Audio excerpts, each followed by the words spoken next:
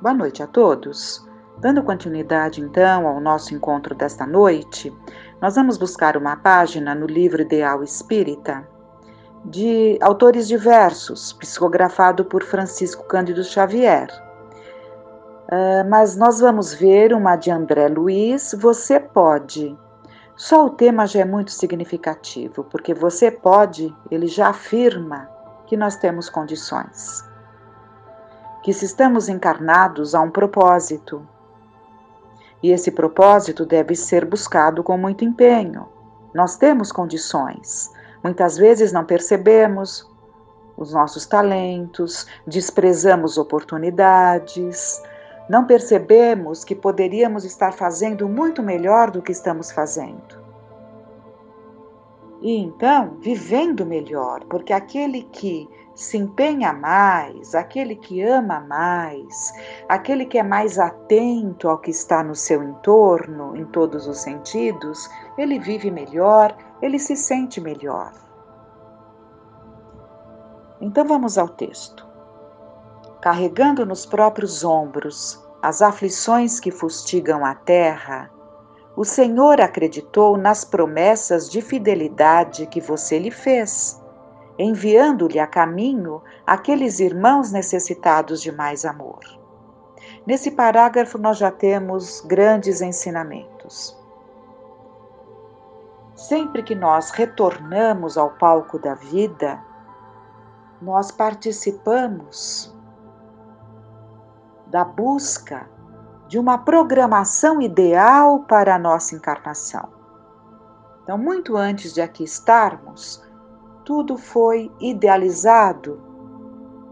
Aquelas pessoas que se achegariam a nós já estava determinado, que são esses irmãos necessitados de mais amor. Então, tudo é idealizado do lado de lá, tudo é formatado de modo que, aqui estando, nós consigamos um aproveitamento mais intenso da nossa encarnação, para que a encarnação não se perca. Então, tudo é planejado. E planejado por quem? Por nós, quando temos condições de perceber as nossas necessidades, com o auxílio desses tantos espíritos que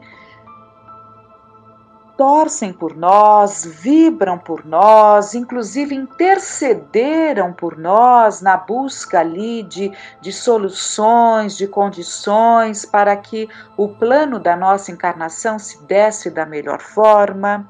São esses mesmos que nos aguardam, é a esses mesmos que nós prometemos que nos empenharíamos, que estaríamos aqui dispostos, porque afinal voltar ao palco da vida, reencarnar é a grande oportunidade do recomeço.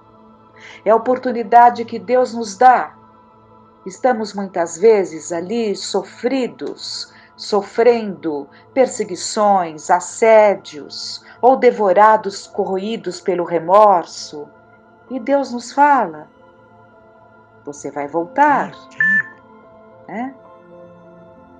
Você vai voltar, Deus nos fala metaforicamente, dizendo, você vai voltar, a sua mente vai acalmar, você vai esquecer temporariamente todos esses dramas criados por você mesmo e vai mergulhar no esquecimento e ter a condição de lá, junto daqueles tantos que eu colocarei no seu caminho, conseguir sair vencedor, acalmando essas animosidades, acalmando esses desencontros e favorecendo para que o bem prevaleça entre todos. É assim que se dá uma encarnação, uma programação visando o bem. Com todos aqueles com os quais nos comprometemos, inclusive aqueles que vêm e que estarão junto de nós. Então nós falamos para aqueles que já estão, que retornaram antes de nós lhe dissemos que estaríamos em seguida ou um pouco mais adiante, que nos aguardassem e que contassem com a nossa presença, com o nosso empenho. Falamos para aqueles outros tantos que ficaram e nós retornamos, que viríamos antes, mas que os aguardaríamos. É assim que se dá uma programação para o bem, uma programação de vida. E continua André Luiz. Chegam eles de todas as procedências. Quem são eles? Esses irmãos necessitados de mais amor, que muitas vezes vai exigir de nós mais atenção, são objeto da nossa preocupação, até mesmo das nossas aflições, mas estão aqui junto de nós, como foi idealizado do lado de lá. É a esposa fatigada esperando carinho. É o companheiro abatido implorando em silêncio esperança e consolo. De outras vezes, é o filho desorientado suplicando compreensão ou o parente na hora difícil aguardando braços fraternos. Agora, é o amigo transviado esmolando compaixão e ternura. Depois, talvez, será o vizinho atormentado em problemas esfogueantes, pedindo bondade e cooperação. Isto acontece porquanto você pode compartilhar com ele a tarefa do auxílio. Com ele, esse ele está em letra maiúscula. Deus auxilia as suas criaturas através das próprias criaturas. Os trabalhadores do Cristo, esses mensageiros abençoados, que se fazem instrumentos da causa de Jesus, nos inspiram, nos auxiliam e estão em busca de instrumentos para que o bem se faça. Fazemos uma prece direcionada a alguém necessitado, aquele alguém sente o lampejo da esperança, aquele alguém pode, quando receptivo, pode sentir-se envolvido por uma vibração amorosa que aquece a sua alma e se sente mais disposto, e as suas ideias se aclaram e ele busca se recompor diante daquela situação que lhe traz tanta amargura. Lançando a rede em mar mais alto, Jesus falou aos discípulos: vamos ao mar alto, lança-te a mar alto. Quantas vezes na vida nós temos que buscar as profundezas do mar? Metaforicamente falando, quantas vezes na vida temos que mergulhar mais fundo para conseguirmos emergir e conseguirmos superar e vencer aquela dificuldade que se faz tão grande. Isso acontece porquanto você pode compartilhar com ele a tarefa de auxílio. E no Livro dos Espíritos, nós vamos dar uma parada então no texto. No Livro dos Espíritos, na questão 132, nós temos lá: Kardec pergunta aos espíritos superiores encarregados de nos trazer a revelação: qual é a finalidade da encarnação dos espíritos? Deus a impõe com o fim de levá-los à perfeição. Para uns é uma expiação, para outros uma missão. Mas para chegar a esta perfeição, eles devem sofrer todas as vicissitudes da existência corpórea. Nisto é que está a expiação. A encarnação tem ainda outra finalidade, que é a de pôr o espírito em condições de enfrentar a sua parte na obra da criação.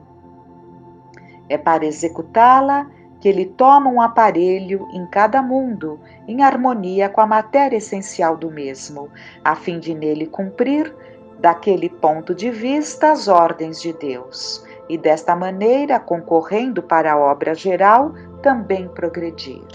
Então, ao encarnarmos, nós tomamos um perispírito de acordo com o mundo em que vivemos, aqui no nosso caso, essa nossa terra abençoada, para nos fazermos instrumentos da criação, fazermos a nossa parte na obra da criação.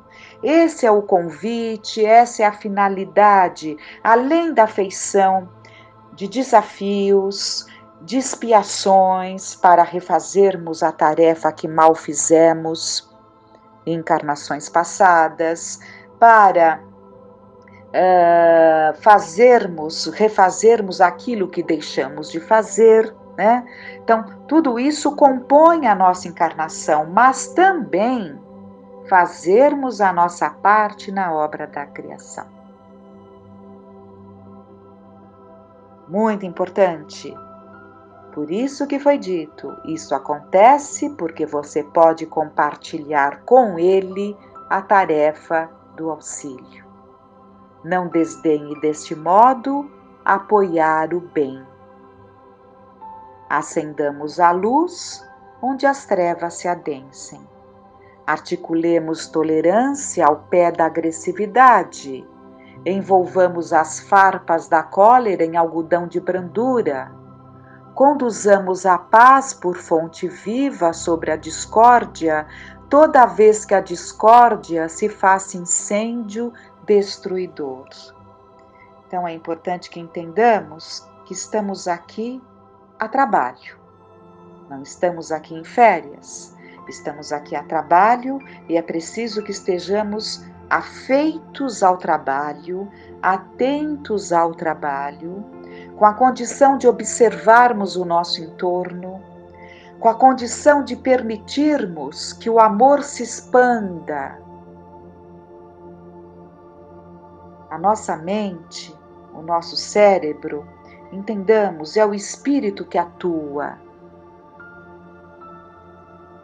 O materialista, ele vê o corpo, ele vê o cérebro, porque ele vê a vida apenas no campo material. Mas nós conseguimos transcender e nos sentimos espíritos. E sabemos que há muito além deste corpo. Esse corpo é apenas um instrumento que vai mudando de acordo com os mundos que vivemos, de acordo com o nosso padrão vibratório. O corpo espiritual muda de acordo com o nosso padrão vibratório, né? E temos então esse corpo físico, que é um instrumento que se faz necessário para que atuemos aqui na carne. Então, nós que entendemos isso, é preciso que deixemos de viver apenas nesse campo da materialidade. É preciso que entendamos o verdadeiro significado da vida e a oportunidade que se faz no convívio com o outro.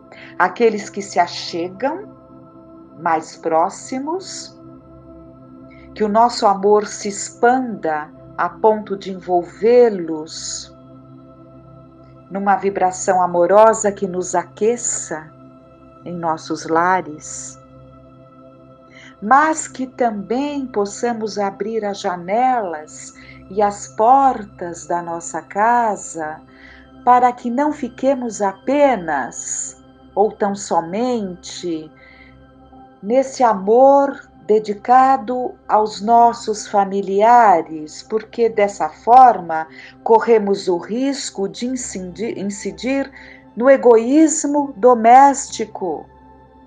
É preciso que esse amor se expanda também a outros tantos que também se achegam, que também fazem parte daqueles irmãos, logo ali do primeiro parágrafo, necessitados de mais amor, que vão se achegando, não só na nossa família, não só na nossa parentela, mas vão se achegando nesses grupos que se aproximam de nós, naqueles que se achegam no nosso caminho. E é preciso que tenhamos este olhar, essa atenção, que não andemos distraídos. Não desdenhe deste modo apoiar o bem. Deixe que Ele, o Mestre, se revele por sua palavra e por suas mãos. Não impeça sua divina presença através de seu passo no amparo às humanas dores, as dores que se fazem, as dores da alma, em que uma palavra, um livro ofertado, um convite pode acalmar essas dores morais. Uma atitude que aquela pessoa se sinta importante para nós pode alegrar mais os seus dias. Mas nos lembrarmos que a prece alcança, mas é preciso a ação, porque para saciar um estômago faminto que pode se revoltar ou se sentir tão desprezível a ponto de não conseguir reerguer-se, para saciar uma fome é preciso que as mentes e mãos se movimentem com a prece que envolve, mas com a atitude que leva o socorro, com a palavra que alcança, com o gesto que levanta, para que o socorro não chegue tarde. E nessa estrada bendita, depois da luta cotidiana, sentirá você, no imo da própria alma, o sol da alegria perfeita, repetindo de coração erguido a verdadeira felicidade. Obrigado, Jesus, porque na força de tua bênção consegui esquecer-me, procurando servir. Então André Luiz termina falando que sentiremos, se assim agirmos, sentiremos o sol da alegria e repetiremos do fundo do nosso coração, repetiremos a verdadeira felicidade, porque isso sim é felicidade e não aquela que corremos atrás, batendo em portas erradas. Poderemos dizer, poderemos repetir: obrigado, Jesus, porque na força da tua bênção consegui esquecer-me procurando servir. É preciso que o outro tenha importância. É preciso que aprendamos a nos esquecer, colocando o outro na condição que ele tem, na condição que ele deve ter, e com isso nos afastaremos desse egoísmo, egocentrismo, e teremos um olhar voltado para o outro, e isso nos dará uma satisfação muito grande. Lembrando ali no Evangelho segundo o Espiritismo, vivei contentes e felizes, mas cumprindo os vossos deveres. Então, é justamente o cumprimento desses deveres que fará com que vivamos contentes e felizes, mas esse contente, não dessa alegria fugidia, esse contente que é a satisfação de estar sendo útil, servindo. Como Jesus nos disse, deixou ali os seus ensinamentos: vim para servir. Percebamos, então, a importância desses ensinamentos e com muita gratidão no coração, nos auxilie, Pai, nos auxilie a fazermos dos nossos dias tempos melhores. Só o amor trará as mudanças necessárias. Tenhamos uma noite de paz.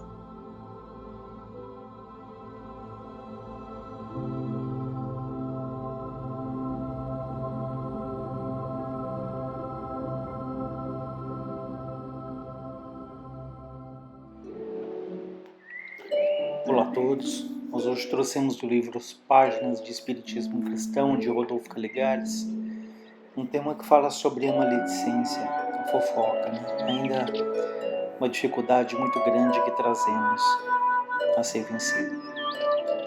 Ele nos diz: antes de falardes, aconselhe um sábio mestre espiritual. Tende o cuidado de examinar se aquilo que ides dizer satisfaz a esses 3 requisitos: ser verdadeiro, ser agradável, ser animador. Do contrário, deixar-vos ficar calados. Infelizmente, não aprendemos ainda a virtude do silêncio, e o que é pior, experimentamos um prazer imenso em falar desnecessariamente e em demasia, descambando muitas vezes para a maledicência sem sequer nos apercebermos disso. Então vejam que ele nos recomenda, quando a gente vai falar alguma coisa, será que isso é verdade? Será que isso é agradável, é animador? E se de alguma maneira é estimulador para alguém? Porque quantas vezes chegam até nós informações que elas não são reais, que elas não são verdadeiras, que elas são frutos ali da dedução de alguém, da dificuldade de alguém, e nós ali vamos compartilhando aquilo. Quantas vezes isso pode se tornar ali até uma calúnia, na medida em que nós não sabemos de fato se aquilo é verdadeiro ou não. Mas às vezes é um fato curioso, é um fato interessante, é um fato engraçado até, e na ânsia de despertarmos ali a atenção daquele que nos ouve, nós vamos ali compartilhando aquilo que chega aos nossos ouvidos. Ele fala que infelizmente nós ainda não aprendemos a virtude do silêncio, e é de fato uma virtude. Ouvirmos ali algo e guardarmos aquilo dentro de nós. Então é o silêncio do respeito, é o silêncio da ponderação, é o silêncio da reflexão. E é o que ele fala, experimentamos um prazer imenso em falar desnecessariamente. E é verdade.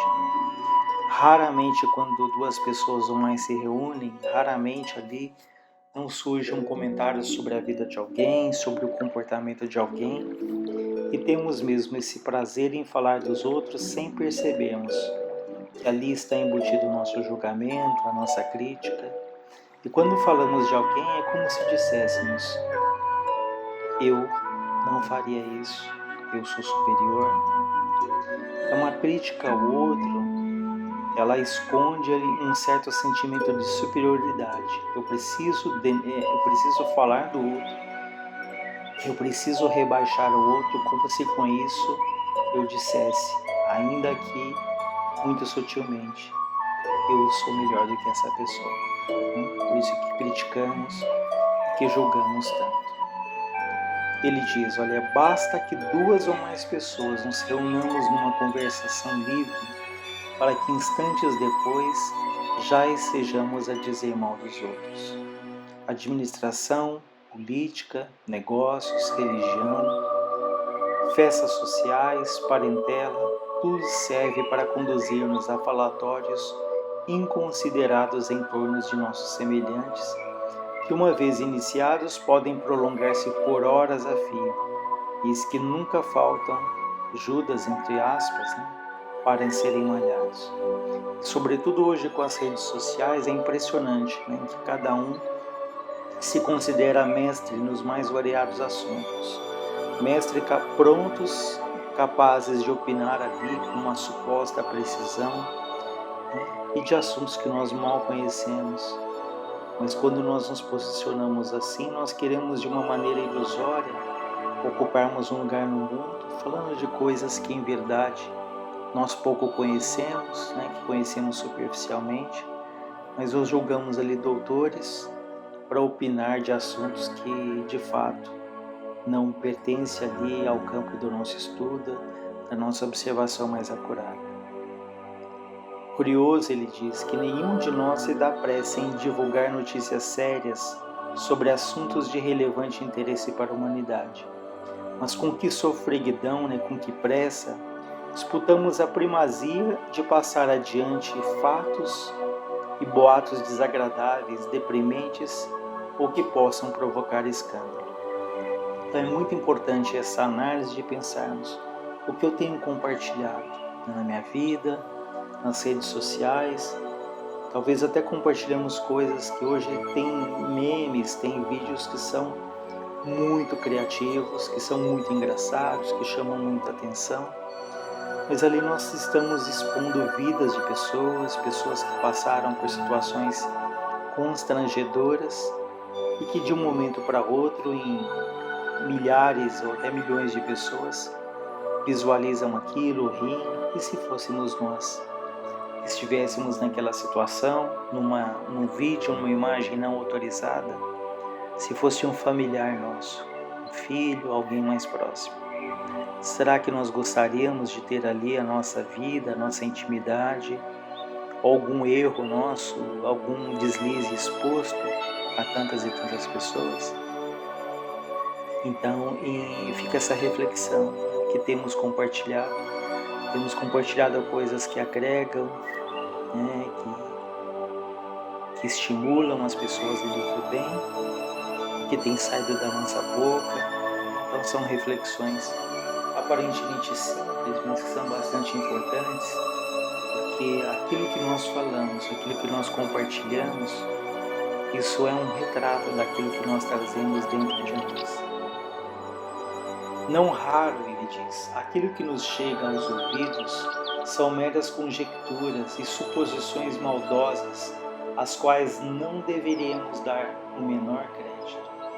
Levianamente, porém, não só as transmitimos a outros emprestando-lhes foros de veracidade, como até as exageramos, acrescentando-lhes detalhes fantasiosos para melhor convencer os que nos escutam.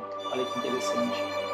Como foi dito, quantas coisas chegam que não são fatos, que não são reais, e a gente ali vai dando a nossa pitada pessoal, né? Vai colocando ali detalhes e ingredientes para chamar a atenção daqueles que estão nos ouvindo, para dar mais credibilidade, como ele diz, veracidade, para que as pessoas acreditem naquilo e a nossa narrativa, o nosso discurso se torne bastante interessante.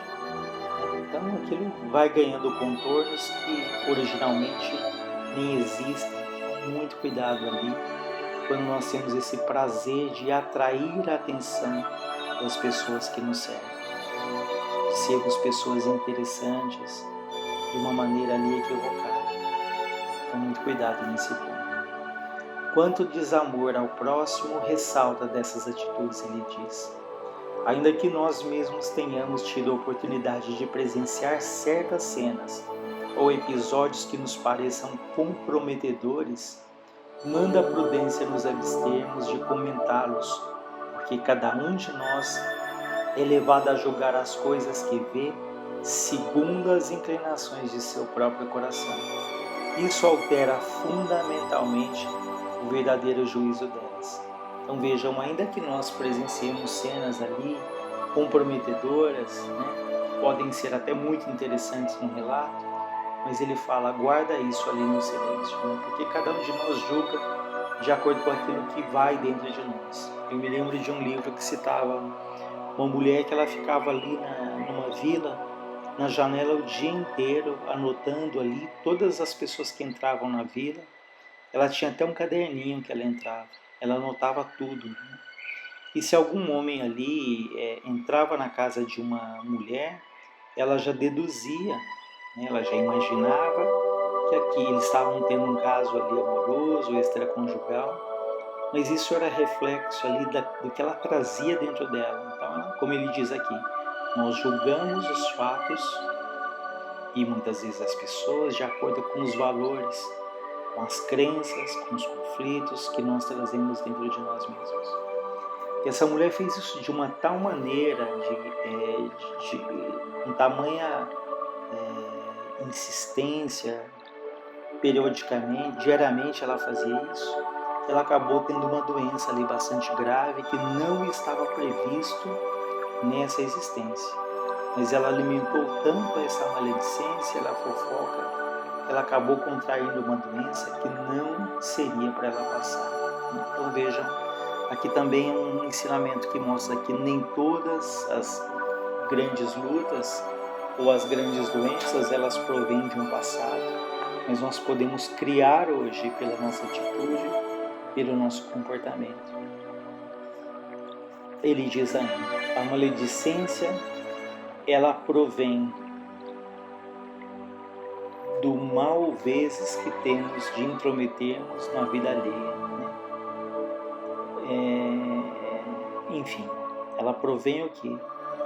Do hábito, da tendência que temos de intrometermos na vida dos outros, né? De analisarmos, de julgarmos na vida dos outros sem sabermos de fato o que se passa ali, quais são as angústias atrás de uma atitude, né? Quais são as fraquezas que cada um às vezes luta intensamente. Então é muito fácil nós falarmos, eu jamais farei isso, jamais farei aquilo, sem nós termos passado pela situação. E mesmo que passássemos ali pela situação, cada um tem ali um passado, cada um tem uma história. É muito difícil nós julgarmos que jamais faríamos uma coisa que nós nunca vivenciamos. Talvez se fôssemos nós, poderíamos ter tomado atitudes ali muito mais difíceis, muito mais comprometedoras. Sem dúvida, ele diz, ocasiões haverá em que, percebendo que uma pessoa esteja a proceder erroneamente, nos carga o dever de, muito em particular, com delicadeza, procurar fazê-la convencer-se de tal. Nunca, entretanto, alardear com terceiros fraquezas e deslizes que também estamos sujeitos a cometer. Ele fala que há situações, sim, que é necessário, né, que é prudente, que é benéfico ajudarmos alguém alertando, mas ele fala, faça isso de uma maneira discreta, de uma maneira assim, silenciosa, evite ali expor as pessoas, é o que se fala hoje muito nas empresas, né? Elogie em público, mas quando for ali pontuar alguma dificuldade, alguma coisa a ser melhorada, faça isso em particular, faça isso individualmente, para não constranger aquele que nos ouve. E em tudo na vida, como aqui, é sempre uma questão, qual é a nossa intenção? A intenção é de esclarecer, a intenção é de resolver uma situação para que aquilo não prejudique, às vezes, um grupo todo, ou a nossa intenção é de expor ali a ferida do outro, é de mostrar que estamos certos, ou até de humilhar aquele que nos ouve. Então, sempre essa pergunta é fundamental. Qual é, no fundo, a nossa intenção? Isso é que dita se a nossa consciência fica tranquila ou não. Mas isso exige ali muito senso um senso muito apurado dessa autoanálise, né? Um mínimo de humildade para reconhecermos qual é de fato a nossa intenção. O Evangelho, que é um magnífico tratado da ciência do bem viver, reprova a maledicência, o mexerico, as murmurações e semelhantes, instruindo-nos, por outro lado, como empregar nobremente o dom da palavra. Eis, entre outros, alguns textos específicos, quando Jesus diz: toda palavra ociosa que falarem aos homens, darão conta dele no dia do juízo. Os maldicentes não entrarão no reino de Deus, que está em Paulo em Coríntios. Nenhuma palavra má saia da nossa boca, senão só o que seja boa para a edificação da fé, de maneira que dê graça aos que ouvem. Tem Efésios isso. Evita o falatório vão e profano, porque produzirão maior impiedade. Aqui na Epístola aos Timóteos de Paulo. Então são algumas passagens que nos convidam ao cuidado, à reflexão com aquilo que falamos. Atentos a essas advertências e exortações, tratemos então de exercer severo controle da língua, utilizando os sagrados recursos de expressão que a bondade de Deus nos há concedido, com a mesma dignidade e pureza com que Jesus, conversando, nos legou essa maravilha que é a doutrina cristã. Então, primeiro, agradeçamos muito se temos a bênção, o privilégio da fala, da voz, da comunicação. Isso é uma dádiva, é um privilégio enorme. Então, primeiro agradecer, termos a consciência do quanto isso é importante na nossa vida e pensarmos em aproveitarmos da melhor maneira possível aquilo que falamos, quais são as palavras que saem da nossa boca, mais do que isso, não só aquilo que sai, mas de que vibrações essas palavras estão saturadas. Quais são as nossas intenções? Temos usado a nossa palavra na queixa, na reclamação, na revolta, ou temos usado para agradecer, para unir? Esse texto acho que nos ajuda a estimular essa nossa reflexão. Que Deus nos ilumine, nos ampare, hoje e sempre. Graças a Deus, graças a Jesus.